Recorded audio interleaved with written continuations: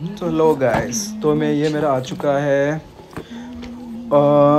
Micronised creatine monohydrate वेलकोर की तरफ से। तो इसका 33 सर्विंग है तो और 3 ग्राम। और ये मैंने जो ये ऑर्डर किया ना, ये फ्लेवर है, ये फ्रूट फ्यूज़न वाला है। तो इससे भी मैं पहले और एक यूज़ करता था, वो था एक न्यूट्रावेगा था, वो अनफ्लेवर था। तो यार अनफ्लेवर मुझे अच्छा नहीं लगा मतलब।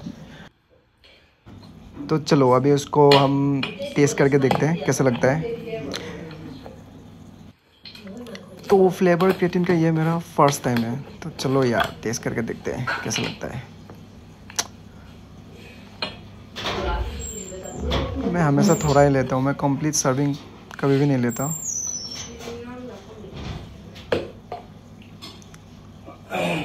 तो ये कंप्लीट रेड कलर का है, मतलब सॉरी रेड कलर का नहीं है, शायद पिंक कलर का है थोड़ा।